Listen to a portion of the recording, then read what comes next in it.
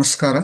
ಇಲ್ಲಿ ಸೇರಿರುವಂತಹ ಎಲ್ಲ ಮಾಸ್ಟರ್ಸ್ಗಳಿಗೂ ಮತ್ತೆ ಇದನ್ನು ಕಲಿಯುವಂತಹ ಸೇರಿರುವಂತಹ ಎಲ್ಲರಿಗೂ ನನ್ನ ಆತ್ಮೀಯವಾದಂತಹ ಕೃತಜ್ಞತೆಗಳನ್ನು ಸಲ್ಲಿಸ್ತೇನೆ. ಇವತ್ತು ನಾವು ಈ ಪಂಚಪ್ರಾಣವನ್ನ ಆಕ್ಟಿವೇಶನ್ ಮಾಡೋದು ಹೇಗೆ ಅನ್ನೋದನ್ನ ತಿಳ್ಕೊಳ್ಳೋಣ. ಈ 2 ದಿವಸಗಳ ಕಾಲ ನಾವು ಪೂರ್ಣವಾಗಿ ಪ್ರಾಣದ ಬಗ್ಗೆ ತಿಳ್ಕೊಂಡಿದ್ದೀವಿ. ಅದು ಎಲ್ಲೆಲ್ಲಿದೆ ಮತ್ತು ಅದು ಏನೇನು ಕಾರ್ಯವೈಖರಿಯನ್ನ ಮಾಡುತ್ತೆ, ನಮ್ಮಲ್ಲಿ ಏನೇನು ಬದಲಾವಣೆಗಳನ್ನ ತಂದು ಕೊಡುತ್ತೆ ಅನ್ನೋದನ್ನ ನಾವೆಲ್ಲ ಈಗ ತಿಳ್ಕೊಂಡಿದ್ದೀವಿ.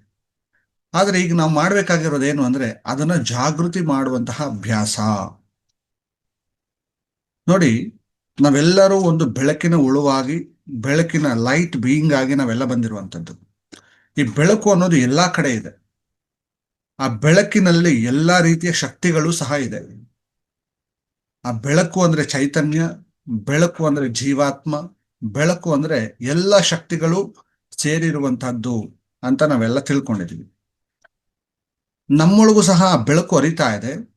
ಆದ್ರೆ ಕೆಲವು ಕಾರಣಾಂತರಗಳಿಂದ, ನಮ್ಮ ಒಂದು ತಪ್ಪು ಕಲ್ಪನೆಗಳಿಂದ, ನಮ್ಮ ತಪ್ಪು ಭಾವನೆಗಳಿಂದ ಆ ಭಾಗಗಳಲ್ಲಿ, ಆ ಪ್ರಾಣಗಳಲ್ಲಿ ಸಾಕಷ್ಟು ಕಲುಷಿತಗಳಾಗಿರ್ತವೆ. ಅದನ್ನ ನಾವೇನಂತ ಕರಿತೀವಿ? ಬ್ಲಾಕೇಜಸ್ ಅಂತ ಕರಿತೀವಿ. ಅಂದ್ರೆ ಆ ಒಂದು ಶಕ್ತಿಯ ಅರಿವಿಕೆ ತಡೆಗೋಡೆಗಳಾಗಿರ್ತವೆ. ಹಾಗಾಗಿ ನಾವು ಫಸ್ಟ್ ಏನು ಮಾಡಬೇಕು ಅಂದ್ರೆ ಆ ಒಂದು ಬ್ಲಾಕೇಜಸ್ಗಳನ್ನು ಶುದ್ಧಿ ಮಾಡಿಕೊಳ್ಳುವಂತಹ ಕ್ಲೆನ್ಸಿಂಗ್ ಮೆಥಡ್ ಅನ್ನ ನಾವು ಅಪ್ಲೈ ಅನ್ನ ಮಾಡಬೇಕಾಗತ್ತೆ. ಮೊದಲು ಕ್ಲೆನ್ಸಿಂಗ್ ಮೆಥಡ್. ಓಕೆ, ಅಭ್ಯಾಸ ಮಾಡೋಣ. ಈ ಪ್ರಾಣದಲ್ಲಿರುವಂತಹ ಕಲುಷಿತವನ್ನ ಶುದ್ಧಿ ಮಾಡುವಂತಹ ಕ್ರಿಯೆ. ಫಸ್ಟ್ ಮುಖ್ಯ ಪ್ರಾಣ, ಹೃದಯಕ್ಕೆ ಬರುವಂತಹ ಮುಖ್ಯ ಪ್ರಾಣ. ಈ ಮುಖ್ಯ ಪ್ರಾಣದಲ್ಲಿರುವಂತಹ ಕಲುಷಿತವನ್ನ ಶುದ್ಧಿ ಮಾಡುವಂಥದ್ದು ನಮ್ಮ ಉಸಿರಾಟದ ಕ್ರಿಯೆಯಿಂದನೇ ಶುದ್ಧಿ ಮಾಡಬೇಕಾಗತ್ತೆ.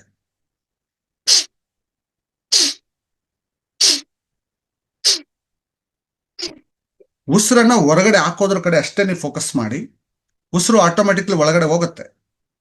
ಉಸಿರನ್ನ ಹೊರಗಡೆ ಹಾಕೋದ್ರ ಕಡೆ ಅಷ್ಟೇ ನಾವು ಗಮನವನ್ನ ಕೊಡುವಂಥದ್ದು.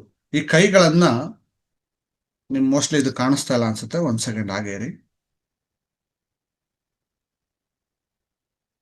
ನೋಡಿ, ಈ ಕೈಗಳನ್ನ ಪೂರ್ತಿ ನಾವು ಚಾಚ್ತಾ, ಎಕ್ಸ್ಪ್ಯಾಂಡ್ ಮಾಡ್ತಾ ಉಸಿರನ್ನ ಹೊರಗಡೆ ಹಾಕೋದು.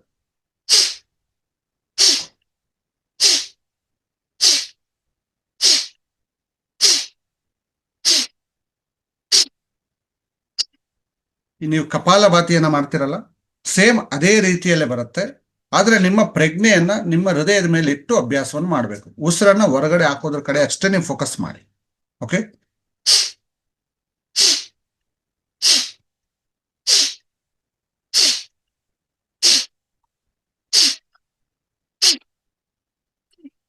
ಉಸಿರಿನ ಶಬ್ದ ಸ್ಪಷ್ಟವಾಗಿ ನಿಮಗೆ ಗೊತ್ತಾಗಬೇಕು.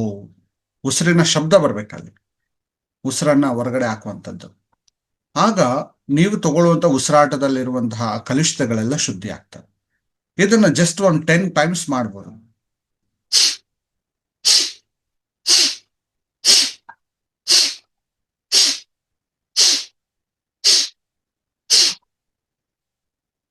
ಹೀಗೆ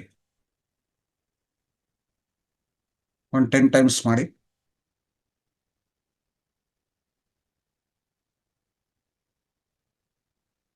ಈ ಭಾಗವನ್ನ, ಹೃದಯ ಭಾಗವನ್ನ ನೀವು ಟಚ್ ಮಾಡಿದಾಗ ಉಸಿರನ್ನ ಹೊರಗಡೆ ಹಾಕ್ಬೇಕು.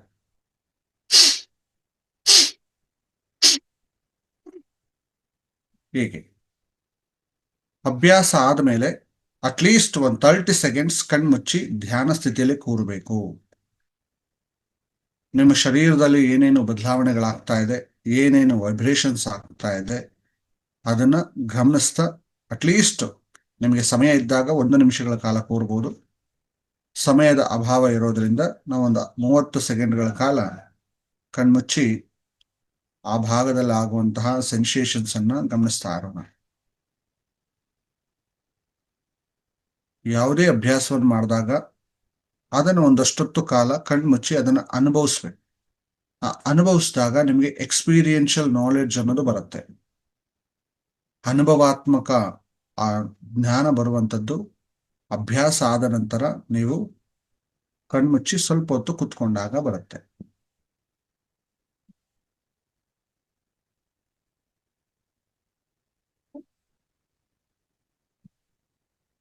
ಈಗ ಮುಂದಿನ ಅಭ್ಯಾಸಕ್ಕೆ ಹೋಗೋಣ. ಈ ಅಭ್ಯಾಸ ನಮ್ಮ ಈ ಒಂದು ನಾಭಿಯ ಭಾಗದಲ್ಲಿರುವಂತಹ ಈ ನರಸಿಂಹ ಪ್ರಾಣವನ್ನ ಆಕ್ಟಿವೇಟ್ ಮಾಡುವಂತಹ ಅಥವಾ ಆ ಭಾಗದಲ್ಲಿರುವಂತಹ ಕಲುಷಿತವನ್ನ ಶುದ್ಧಿ ಮಾಡುವಂಥದ್ದು. ನರಸಿಂಹ, ಎರಡು ಕೈಗಳನ್ನ ಸೊಂಟದ ಮೇಲೆ ಇಟ್ಕೊಳ್ಳಿ. ಸೊಂಟದ ಮೇಲೆ ಇಟ್ಕೊಂಡು ನೀವು ಇದನ್ನ ನಿಂತ್ಕೊಂಡು ಮಾಡಿದ್ರೆ ಬೆಟರ್, ಯಾಕೆಂದ್ರೆ ನನಗಿಲ್ಲಿ ಅವಕಾಶ ಇಲ್ಲದೆ ಇರೋದ್ರಿಂದ ಕುತ್ಕೊಂಡಿದ್ದೀನಿ ನಾನು. ಇಲ್ಲಿ ನಿಂತ್ಕೊಳ್ಳಿಕ್ ಆಗದೆ ಇರೋದ್ರಿಂದ ಪೂರ್ಣ ಬೆಂಡ್ ಆಗ್ತಾ ಉಸಿರನ್ನ ಹೊರಗಡೆ ಹಾಕೋದು, ಮತ್ತೆ ಎಷ್ಟು ಸಾಧ್ಯವಷ್ಟು ಹಿಂದೆ ಬೆಂಡ್ ಆಗ್ತಾ ಉಸಿರನ್ನ ಹೊರಗಡೆ ಹಾಕೋದು. ಈಗ ಯಾವ ರೀತಿ ಉಸಿರನ್ನ ಬಿಟ್ಟು ಶಬ್ದ ಮಾಡೋದ್ರಲ್ಲ ಉಸಿರಾಟದಲ್ಲಿ, ಅದೇ ರೀತಿ ಅಭ್ಯಾಸ ಮಾಡೋದು.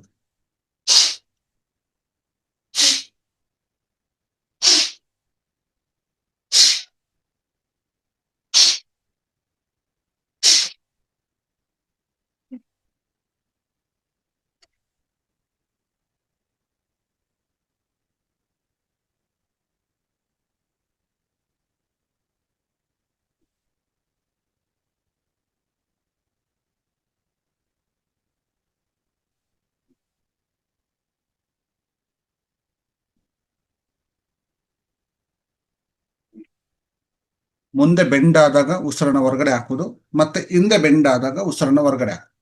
ಉಸಿರನ್ನ ಹೊರಗಡೆ ಹಾಕ್ತಾ ಶಬ್ದದೊಂದಿಗೆ ಉಸಿರನ್ನ ಹೊರಗಡೆ ಹಾಕಬೇಕು. ಮೂಗಿನ ಮೂಲಕನೇ ಉಸಿರನ್ನ ಹೊರಗಡೆ ಹಾಕಬೇಕು, ಬಾಯಿಯ ಮೂಲಕ ಉಸಿರನ್ನ ಹೊರಗಡೆ ಹಾಕುವಾಗಿಲ್ಲ. ಆ ಭಾಗದಲ್ಲಿ ಕೆಲವರಿಗೆ ಸೊಂಟ ಭಾಗದಲ್ಲಿ ಸಾಕಷ್ಟು ಪೈನ್ಗಳು ಬರ್ತಾ ಇರಬಹುದು. ಅದೆಲ್ಲವೂ ನಿಮ್ಮ ದೇಹದ ನೋವುಗಳಲ್ಲ, ನಿಮ್ಮ ಸೈಕಿ ಬಾಡಿಯಲ್ಲಿ ಇರುವಂತಹ ಬ್ಲಾಕೇಜಸ್ಗಳು. ನಿಮ್ಮ ಒಳಗಡೆ ದಹನ ಆಗದೆ ಉಳ್ಕೊಂಡಿರುವಂತಹ ಆ ಕೊಳೆಗಳು, ಅದು ನಿಮ್ಮ ಶರೀರದಲ್ಲಿ ಭಾರವಾಗಿ ನೋವುಗಳಾಗಿ ಕಾಣಿಸ್ತಾ ಇರುತ್ತೆ.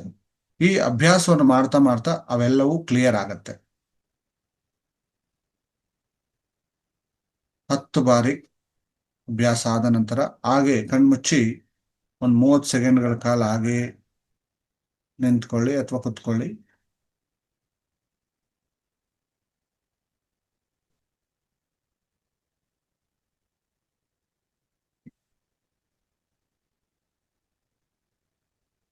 ಮೊದಲು ಆಕ್ಟಿವೇಶನ್ ಮಾಡೋದಕ್ಕಿಂತ ಮೊದಲು ನಾವು ಕಲುಷಿತವನ್ನ ಶುದ್ಧಿ ಮಾಡ್ಕೊಳ್ಬೇಕು. ಈಗ ಆಲ್ರೆಡಿ ನಾವು ಏನೇನು ಲೋಡೆಡ್ ಅನ್ನ ಇಟ್ಕೊಂಡಿದೀವಿ ನಮ್ಮೊಳಗಡೆ, ಅದನ್ನ ಶುದ್ಧಿಗೊಳಿಸ್ಕೊಂಡು ಆಮೇಲೆ ಆ ಪ್ರಾಣವನ್ನ ಆಕ್ಟಿವೇಶನ್ ಮಾಡಬೇಕು.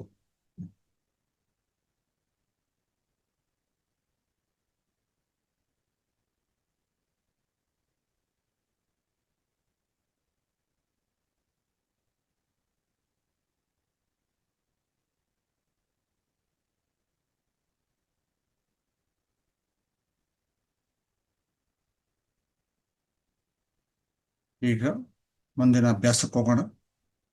ಈ ಅಭ್ಯಾಸ ನರಸಿಂಹ ಪ್ರಾಣ ಹಾಗೂ ವರಹ ಪ್ರಾಣದಲ್ಲಿರುವಂತಹ ಕಲುಷಿತವನ್ನ ಶುದ್ಧಿ ಮಾಡುತ್ತೆ. ಈಗ ಮಾಡುವಂತಹ ಅಭ್ಯಾಸ, ನಿಮ್ಮ ಎಡಗೈಯನ್ನ ಸೊಂಟದ ಮೇಲೆ ಇಟ್ಕೊಂಡು ಬಲಗೈಯನ್ನ ನಿಮ್ಮ ಸೈಡ್ಗೆ ಬೆಂಡ್ ಆಗ್ತಾ ಉಸಿರನ್ನ ಹೊರಗಡೆ ಹಾಕೋದು.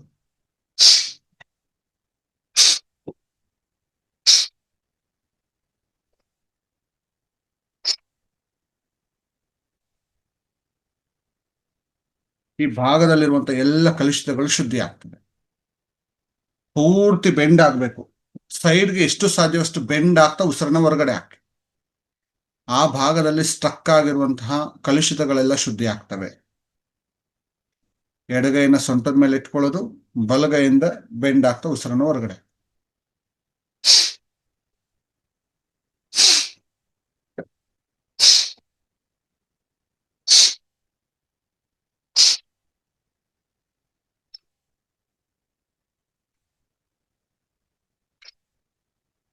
ಅಭ್ಯಾಸವನ್ನು ಮುಂದುವರಿಸಿ. ಅಭ್ಯಾಸ ಆದ ನಂತರ ಅಟ್ಲೀಸ್ಟ್ ಒಂದು 30 ಸೆಕೆಂಡ್ಸ್ ಹಾಗೆ ಕಣ್ಮುಚ್ಚಿ ನಿಂತ್ಕೊಳ್ಬೇಕು ಅಥವಾ ಕುತ್ಕೊಳ್ಬೇಕು. ಅಭ್ಯಾಸ ಮಾಡಿ. ಇದು ನಿಂತು ಮಾಡೋದ್ರಿಂದ ಅತಿ ಹೆಚ್ಚು ಪ್ರಯೋಜನ ಕೊಡುತ್ತೆ. ಪೂರ್ತಿ ಬಾಡಿಯನ್ನು ಎಷ್ಟು ಸಾಧ್ಯವಷ್ಟು ನಾವು ಸ್ಟ್ರೆಚ್ ಮಾಡಲಿಕ್ಕೆ ಸಾಧ್ಯ ಆಗುತ್ತೆ.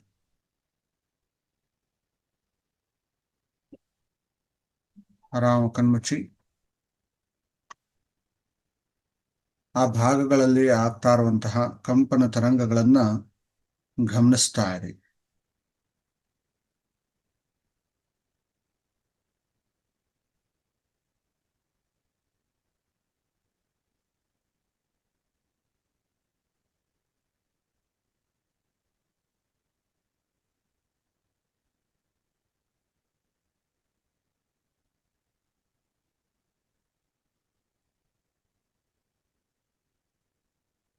ಈಗ ಮುಂದಿನ ಅಭ್ಯಾಸಕ್ಕೆ ಹೋಗೋಣ. ಈ ಅಭ್ಯಾಸ ನಿಮ್ಮ ಅಯವದನ ಪ್ರಾಣ ಮತ್ತೆ ಗರುಡ ಪ್ರಾಣದಲ್ಲಿರುವಂತಹ ಕಲುಷಿತವನ್ನು ಶುದ್ಧಿ ಮಾಡುವಂತಹ ಅಭ್ಯಾಸ. ಈ ಅಭ್ಯಾಸವನ್ನು ಮಸ್ಟ್ ಅಂಡ್ ಶುಡ್ ನಿಂತ್ಕೊಂಡೇ ಅಭ್ಯಾಸ ಮಾಡಬೇಕು. ನಿಂತ್ಕೊಳ್ಳಿ. ಈ ಬಟರ್ಫ್ಲೈ ಪ್ರಾಕ್ಟೀಸ್ ಅಂತ ನಾವು ಕರಿತೀವಿ. ಬಟರ್ಫ್ಲೈ ಯಾವ ರೀತಿ ಒಂದು ಪಕ್ಷಿ ಹಾರಾಟ ಮಾಡುತ್ತೋ, ಕೈಗಳ ಕೆಳಗಡೆ ಹೋದಾಗ ಎಷ್ಟು ಸಾಧ್ಯವೋ ಅಷ್ಟು ಕೆಳಗಡೆ ಕುತ್ಕೊಂಡು ಉಸಿರನ್ನ ಹೊರಗಡೆ ಹಾಕೋದು, ಮತ್ತೆ ಎದ್ದು ನಿಂತ್ಕೊಳ್ಳೋದು, ಉಸಿರು ತಗೊಳ್ತಾ ಮೇಲ್ ಬರೋದು, ಮತ್ತೆ ಉಸಿರನ್ನು ಬಿಡ್ತಾ ಕೆಳಗಡೆ ಹೋಗೋದು.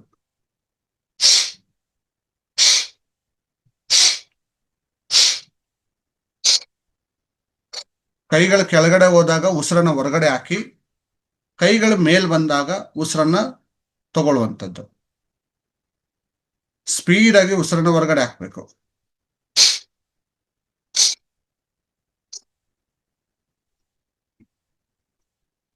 ಅಭ್ಯಾಸವನ್ನು ಮಾಡಿ.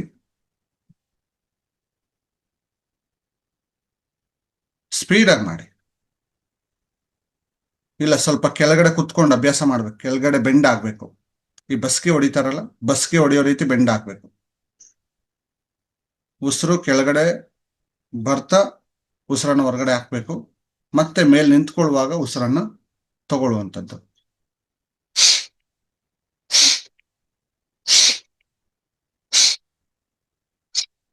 ಅಭ್ಯಾಸ ಮಾಡಿ ಈ ರೀತಿ. ಇದು ಎಂಟೈರ್ ನಿಮ್ಮ ಗರುಡ ಪ್ರಾಣದಲ್ಲಿ ಮತ್ತೆ ಹಯಗ್ರೀವ ಪ್ರಾಣದಲ್ಲಿರುವಂತಹ ಕಲುಷಿತವನ್ನ ಪೂರ್ಣವಾಗಿ ಶುದ್ಧಿಗೊಳಿಸುತ್ತೆ. ಆ ಪ್ರಾಣ ಸಂಚಾರ ಆಗ್ಲಿಕ್ಕೆ ಎಲ್ಲೆಲ್ಲಿ ತಡೆಗೋಡೆಗಳಿದೆಯೋ ಆ ತಡೆಗೋಡೆಗಳೆಲ್ಲ ಪೂರ್ತಿಯಾಗಿ ಶುದ್ಧಿಯಾಗಿ.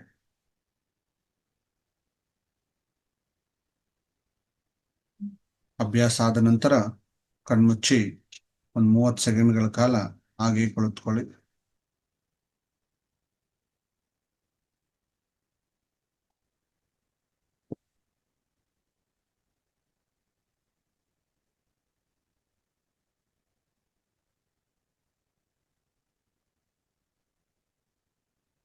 ಆರಾಮಾಗಿ ಈಗ ಕುತ್ಕೊಳ್ಳಿ. ಈಗ ನಾವು ಆ ಪ್ರಾಣವನ್ನ ಆರೋಹಣ ಅಥವಾ ಆಕ್ಟಿವೇಶನ್ ಮಾಡೋಣ. ಆರಾಮ ಕುತ್ಕೊಳ್ಳಿ. ಈ ಪೂರ್ಣ ಅಭ್ಯಾಸ ಆಗೋವರೆಗೂ ಯಾರು ಸಹ ಮಧ್ಯದಲ್ಲಿ ಕಣ್ಣುಗಳನ್ನ ತೆರಿಬಾರದು. ನಿಮ್ಮ ಅಂತರಾಳದಲ್ಲಿರುವಂತಹ ಪ್ರಾಣವನ್ನ ನಾವು ಆವಾಹನೆ ಮತ್ತೆ ಆರೋಹಣ, ಆವಾಹನೆ ಮತ್ತೆ ಆರೋಹಣ ಅಭ್ಯಾಸವನ್ನು ಮಾಡೋಣ. 2 ಕೈಗಳನ್ನ ನಿಮ್ಮ ತೊಡೆಗಳ ಮೇಲೆ ಮೇಲ್ಮುಖವಾಗಿರಿಸಿ ಕುಳಿತುಕೊಳ್ಳಿ. ಇಲ್ಲಿ ಚಿನ್ಮುದ್ರೆ ಹಾಕೊಳ್ಳುವಂತ ಅವಶ್ಯಕತೆ ಇಲ್ಲ. 2 ಕೈಗಳನ್ನು ಫ್ರೀಯಾಗಿಟ್ಟು ತೊಡೆಗಳ ಮೇಲಿಟ್ಟು ಕಣ್ಮುಚ್ಚಿ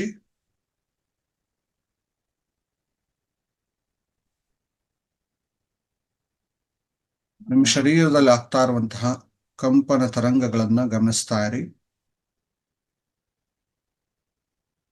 ನೆತ್ತಿಯಿಂದ ಪಾದದವರೆಗೆ ನಿಮ್ಮ ಇಡೀ ಶರೀರ ಹಗೂರವಾದ ಸ್ಥಿತಿಯಲ್ಲಿ ಇರೋದನ್ನ ಗಮನಿಸಿ.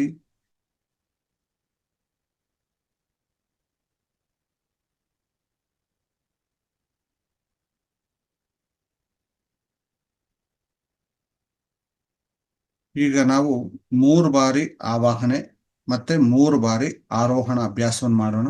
ಅಭ್ಯಾಸ ಆದ ನಂತರ ಧ್ಯಾನವನ್ನ ಮಾಡಬೇಕು.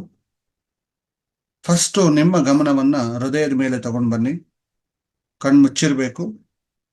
ಹೃದಯದಲ್ಲಿ ಮುಖ್ಯ ಪ್ರಾಣ ಇದೆ. ಈಗ ನಾನು ಹೇಳ್ಕೊಟ್ಟ ಹಾಗೆ ನೀವು ಸಹ ಅದೇ ತರ ಆವಾಹನೆಯನ್ನು ಮಾಡೋಣ. ಎಲ್ಲವೂ ಎನರ್ಜಿ, ಎಲ್ಲವೂ ಎನರ್ಜಿಯಿಂದ ಕೂಡಿರುವಂಥದ್ದು. ನಮ್ಮೊಳಗೂ ಎನರ್ಜಿ ಇದೆ, ನಮ್ಮ ಹೊರಗೂ ಎನರ್ಜಿ ಇದೆ. ಆ ಶಕ್ತಿಯನ್ನ ನಮ್ಮ ಒಳಗಡೆ ತುಂಬಿಸ್ಕೊಳ್ಳುವಂತಹ ಒಂದು ವಿಧಾನ. ಇಲ್ಲಿ ಎನರ್ಜಿ ಎಕ್ಸ್ಚೇಂಜ್ ಆಗುತ್ತೆ. ದಯಮಾಡಿ ನಿಮ್ಮ ಕ್ಯಾಮ್ರಾಗಳನ್ನು ಆನ್ ಮಾಡ್ಕೊಳ್ಳಿ. ನೀವೆಷ್ಟೇ ದೂರದಲ್ಲಿದ್ರೂ ತೊಂದರೆ ಇಲ್ಲ, ಆದರೆ ನಿಮ್ಮ ಫೇಸ್ ನೀಟಾಗಿ ಕಾಣುವಾಗೆ ಕುತ್ಕೊಳ್ಳಿ. ಇದನ್ನ ನಾವು ಶಕ್ತಿ ಪಾತ್ ಅಂತ ಕರಿತೀವಿ. ಆ ಎನರ್ಜಿ ಸಂಚಾರ ಆಗುವಂತಹ ಒಂದು ಪಾತ್ ಇದೆ, ಶಕ್ತಿ ಪಾತ್. ಜೊತೆಗೆ ಎನರ್ಜಿ ಸಹ ಎಕ್ಸ್ಚೇಂಜ್ ಆಗುತ್ತೆ. ಹೃದಯದ ಮೇಲೆ ಗಮನ ಇರಿಸಿ. ಮುಖ್ಯ ಪ್ರಾಣ ಹೃದಯದಲ್ಲಿರುವಂಥದ್ದು. ಓಂ ನಮೋ ಮುಖ್ಯ ಪ್ರಾಣೋ ಆವಾಹಯಾಮಿ. ನೀವು ನನ್ನ ಜೊತೆಯಲ್ಲಿ ಹಾಗೆ ಪಠಿಸಿ. ಓಂ ನಮೋ ಮುಖ್ಯ ಪ್ರಾಣೋ ಆವಾಹಯಾಮಿ. ಓಂ ನಮೋ ಮುಖ್ಯ ಪ್ರಾಣೋ ಆವಾಹಯಾಮಿ. ಈಗ ಈ ಪ್ರಾಣವನ್ನ ಆರೋಹಣ ಮಾಡೋಣ. ಮುಖ್ಯ ಪ್ರಾಣೋ ಆರೋಹಣಂ. ಮುಖ್ಯ ಪ್ರಾಣೋ ಆರೋಹಣಂ. ಮುಖ್ಯ ಪ್ರಾಣೋ ಆರೋಹಣಂ.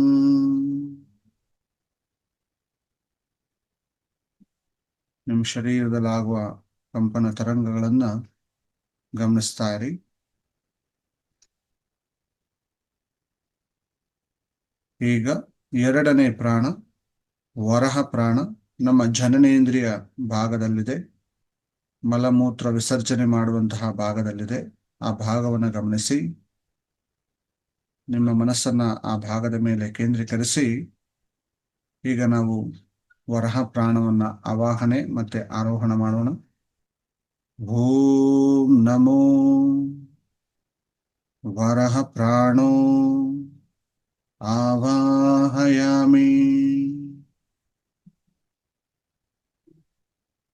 ಓಂ ನಮೋ ವರಹ ಪ್ರಾಣೋ ಆವಾಹಯಾಮಿ.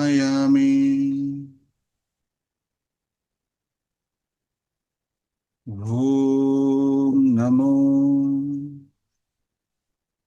ವರಹ ಪ್ರಾಣೋ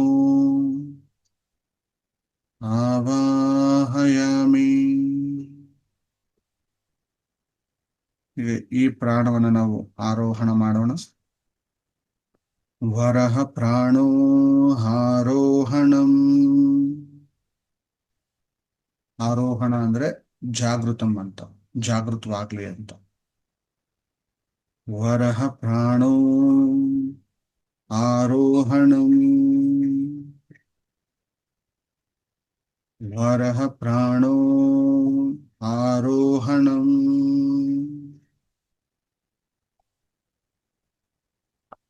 ಇಡೀ ಶರೀರದಲ್ಲಾಗುವ ಕಂಪನ ತರಂಗಗಳನ್ನ ಗಮನಿಸ್ತಾ ಇರಿ.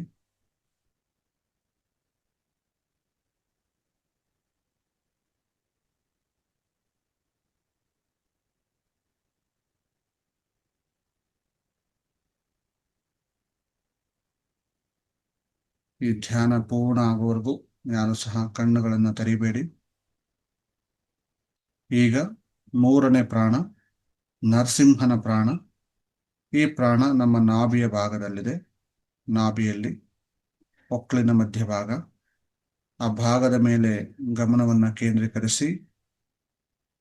ಓಂ ನಮೋ ನರಸಿಂಹ ಪ್ರಾಣೋ ಆವಾಹಯಾಮಿ.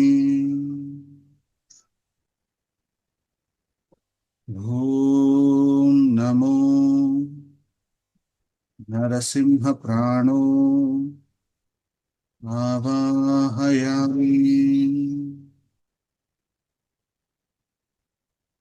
ಓಂ ನಮೋ ನರಸಿಂಹ ಪ್ರಾಣೋ ಆವಾಹಯಾಮಿ.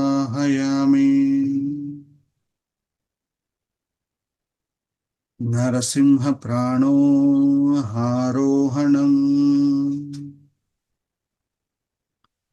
ನರಸಿಂಹ ಪ್ರಾಣೋ ಆರೋಹಣಂ. ನರಸಿಂಹ ಪ್ರಾಣೋ ಆರೋಹಣಂ.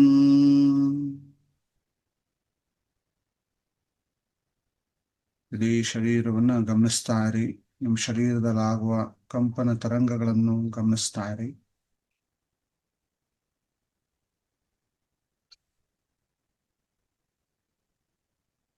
ಈಗ ನಾವು 4ನೇ ಪ್ರಾಣ ಗರುಡ ಪ್ರಾಣವನ್ನ ಜಾಗೃತಗೊಳಿಸೋಣ ಹಾಗೂ ಆವಾಹನೆಯನ್ನು ಮಾಡೋಣ. ನಿಮ್ಮ ಗಮನವನ್ನ ಕಂಠದ ಮೇಲೆ, ಕುತ್ತಿಗೆ ಮೇಲೆ ತಗೊಂಡು ಬನ್ನಿ. ಓಂ ನಮೋ ಗರುಡ ಪ್ರಾಣೋ ಆವಾಹಯಾಮಿ. ಓಂ ನಮೋ ಗರುಡ ಪ್ರಾಣೋ ಆವಾಹಯಾಮಿ. ಓಂ ನಮೋ ಗರುಡ ಪ್ರಾಣೋ ಆವಾಹಯಾಮಿ.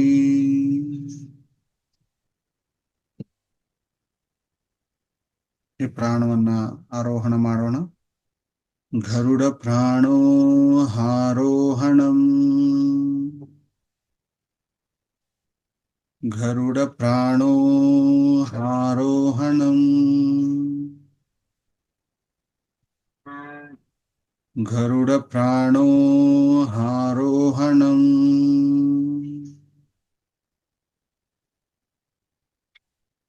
ಹಾಗೆ ನಿಮ್ಮ ಶರೀರವನ್ನು ಗಮನಿಸ್ತಾರೆ.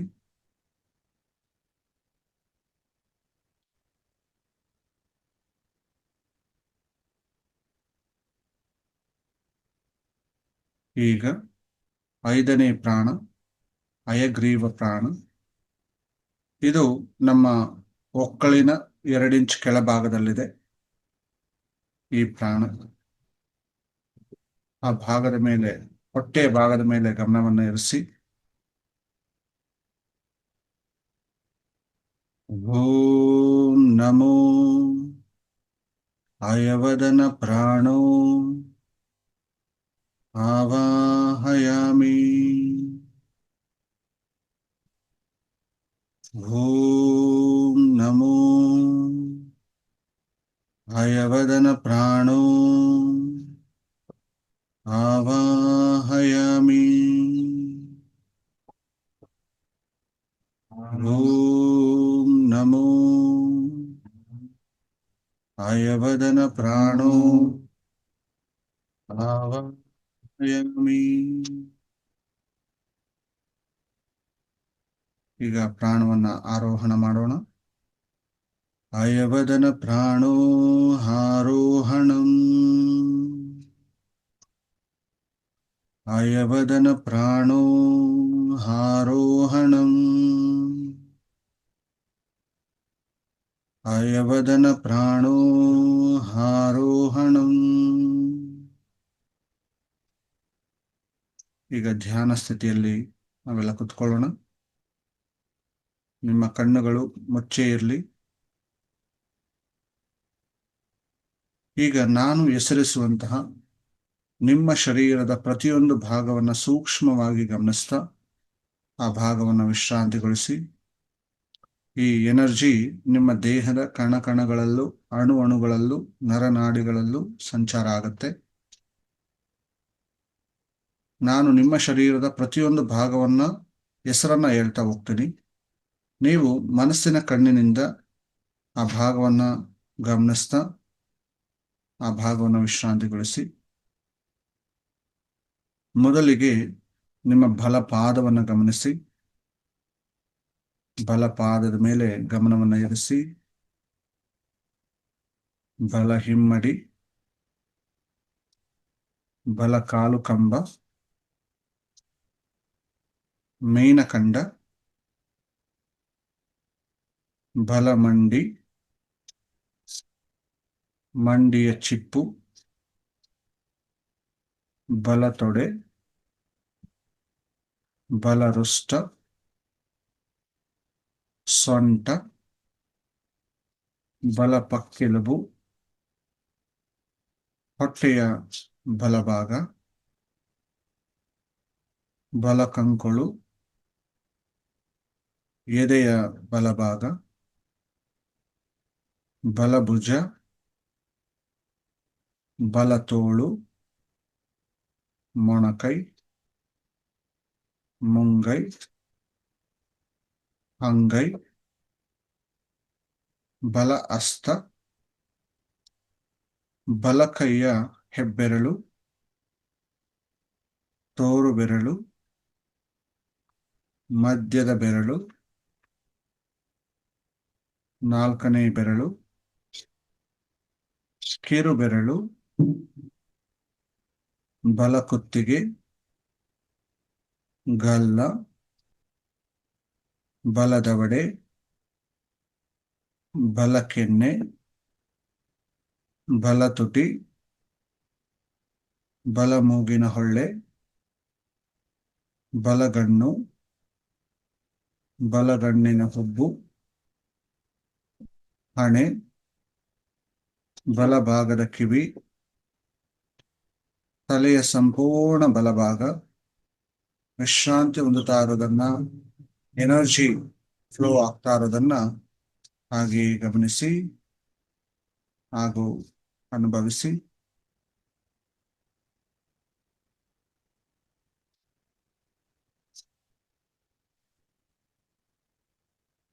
ಈಗ ಶರೀರದ ಎಡಭಾಗವನ್ನು ವಿಶ್ರಾಂತಿಗೊಳಿಸೋಣ. ಎಡಪಾದ, ಎಡ ಹಿಮ್ಮಡಿ, ಎಡ ಕಾಲು ಕಂಬ, ಮೀನಖಂಡ, ಎಡ ಮಂಡಿ, ಮಂಡಿಯ ಚಿಪ್ಪು, ಎಡ ತೊಡೆ, ಎಡ ರುಷ್ಟ, ಸೊಂಟ, ಎಡ ಪಕ್ಕೆಲುಬು, ಹೊಟ್ಟೆಯ ಎಡಭಾಗ, ಎಡ ಕಂಕುಳು, ಎದೆಯ ಎಡಭಾಗ, ಎಡಭುಜ, ಎಡತೋಳು, ಮೊಣಕೈ, ಮುಂಗೈ, ಅಂಗೈ, ಎಡ ಹಸ್ತ, ಎಡ ಕೈಯ ಹೆಬ್ಬೆರಳು, ತೋರು ಬೆರಳು, ಮಧ್ಯದ ಬೆರಳು, ನಾಲ್ಕನೇ ಬೆರಳು, ಕಿರು ಬೆರಳು, ಎಡ ಕುತ್ತಿಗೆ,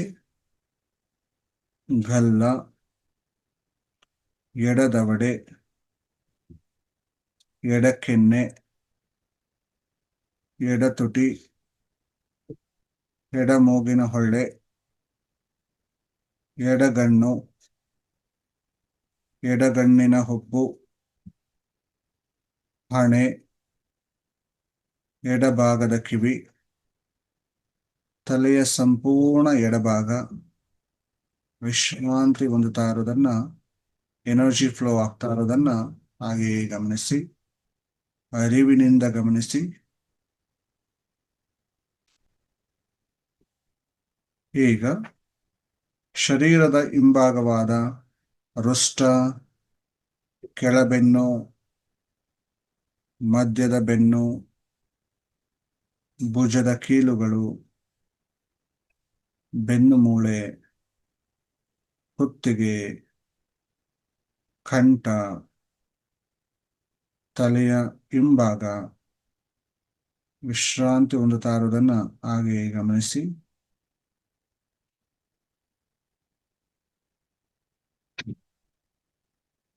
ನಮ್ಮ ಇಡೀ ಶರೀರ ಆರೋಗ್ಯಪೂರ್ಣವಾಗಿ, ಚೈತನ್ಯಪೂರ್ಣವಾಗಿ ಇರೋದನ್ನ ಹಾಗೆಯೇ ಗಮನಿಸ್ತಾರೆ.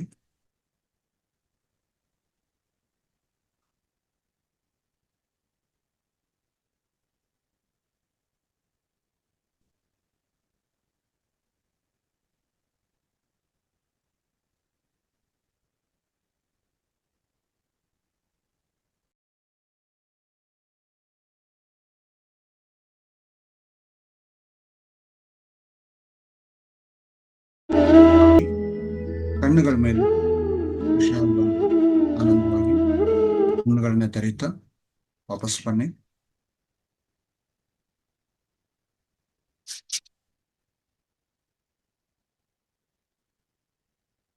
ರೈಟ್. ಈ ರೀತಿಯಲ್ಲಿ ನಾವು ಪ್ರಾಣವನ್ನ ಆಕ್ಟಿವೇಶನ್ ಅನ್ನ ಮಾಡುವಂಥದ್ದು ಪ್ರಾಣವನ್ನ ಆಕ್ಟಿವೇಶನ್ ಮಾಡಿದ ಮೇಲೆ ಅದಾದ ಮೇಲೆ ನೀವು ಧ್ಯಾನ ಮಾಡೋದ್ರಿಂದ ಸಂಪೂರ್ಣ ಮನಸ್ಸು ಕಾಮ್ ಆಗಿರುತ್ತೆ. ನಿಮ್ಮ ಭಾವನಾತ್ಮಕ ತರಂಗಗಳು ಅತ್ಯಂತ ಕಡಿಮೆ ಆಗಿರುತ್ತೆ. ಆ ಸಮಯದಲ್ಲಿ ಈ ಪ್ರಾಣಗಳು ಜಾಗೃತಿ ಆಗ. ಒಂದೊಮ್ಮೆ ಇದನ್ನ ನೀವು ಮಾಡಲಿಲ್ಲ ಅಂದ್ರೂ ಪ್ರಾಣವನ್ನು ಆಕ್ಟಿವೇಶನ್ ಮಾಡಿ ಶವಾಸನದಲ್ಲಿ ಆರಾಮಾಗಿ ಮಲಗ್ಬಿಡ್ಬೋದು. ಶವಾಸನದಲ್ಲಿ ಮಲ್ಕೊಳ್ಳೋದ್ರಿಂದ ಪರಿಪೂರ್ಣವಾಗಿ ಅದರ ಜಾಗೃತಿ ಆಗತ್ತೆ.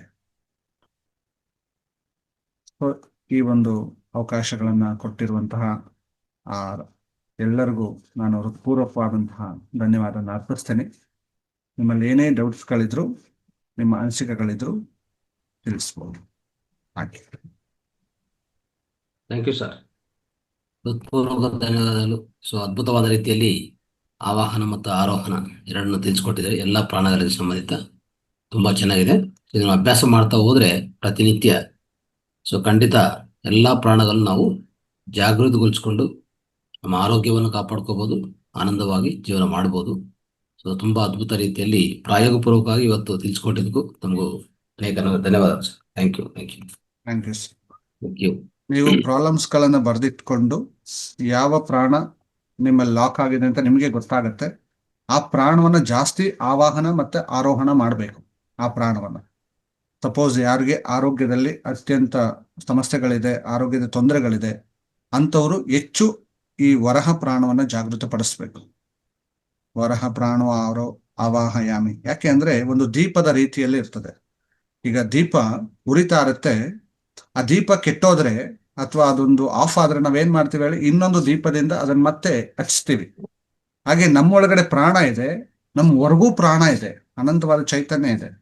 ಅದು ಕಾರಣಾಂತರದಿಂದ ನಮ್ಮ ಪ್ರಾಣ ಆಫ್ ಆಗಿದೆ, ಅಂದ್ರೆ ಕ್ಯಾಂಡಲ್ ಆಫ್ ಆಗಿದೆ ಅಥವಾ ಡಿಆಕ್ಟಿವೇಟ್ ಆಗಿದೆ. ಆವಾಹನೆ ಮಾಡೋದ್ರಿಂದ ಮತ್ತೆ ಅದಕ್ಕೊಂದು ಹೊಸ ಚೈತನ್ಯ ಅನ್ನೋದು ಬರುತ್ತೆ.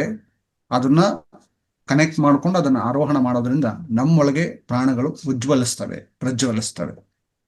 ಸೊ ಆಗ ಆ ಸಮಸ್ಯೆಗಳು ವಾಸಿ ಆಗತ್ತೆ.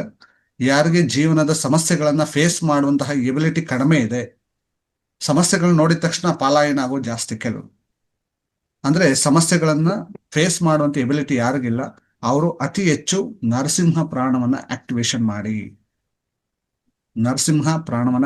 ಮಾಡಬೇಕು. ಹಾಗೂ ನೀವು ಮಾಡುವಂತ ಕೆಲಸ ಕಾರ್ಯಗಳಲ್ಲಿ ಪ್ರಗತಿಯನ್ನ ಕಾಣ್ತಾ ಇಲ್ಲ ಅಂದ್ರೆ, ಯಶಸ್ಸನ್ನ ಕಾಣ್ತಾ ಇಲ್ಲ ಅಂದ್ರೆ, ನೀವು ಗರುಡ ಪ್ರಾಣವನ್ನ ಅತಿ ಹೆಚ್ಚು ಅಭ್ಯಾಸವನ್ನ ಮಾಡಿ. ಗರುಡ ಪ್ರಾಣ. ಅಥವಾ ನಿಮ್ಮ ಜೀವನದಲ್ಲಿ ವೇಗ ಇಲ್ಲ ಅಂದ್ರೆ, ನಿಮ್ಮ ಜೀವನದಲ್ಲಿ ಆ ಸ್ಪೀಡ್ ಇಲ್ಲ, ಆ ಒಂದು ವಾಕ್ಪಟುತ್ವ ಇಲ್ಲ, ಆ ಚತುರತೆ ಇಲ್ಲ, ಅಥವಾ ನಿಮ್ಮ ಕೆಲಸ ಕಾರ್ಯಗಳು ಆಗ್ತಾ ಇಲ್ಲ, ತುಂಬಾ ಎಲ್ಲದಕ್ಕೂ ಆರ್ಡ್ ಅಂತ ಆಗ್ತಾ ಇದೆ, ತುಂಬಾ ಶ್ರಮ ಜಾಸ್ತಿ ಇದೆ ಅನ್ನುವಂಥದ್ದಿದ್ರೆ ಅಯವದನ ಪ್ರಾಣವನ್ನ ಅತಿ ಹೆಚ್ಚು ಜಾಗೃತಪಡಿಸಿ. ಆಮೇಲೆ ನೀವು ಅತಿ ಹೆಚ್ಚು ಧ್ಯಾನ ಸಾಧನೆಗಳನ್ನು ಮಾಡಬೇಕಾದ್ರೆ ಅನಂತವಾದ ಪ್ರಾಣ ಚೈತನ್ಯ ಬೇಕು. ಆ ಪ್ರಾಣ ಚೈತನ್ಯವನ್ನ ಕೊಡೋನೇ ಮುಖ್ಯ ಪ್ರಾಣ.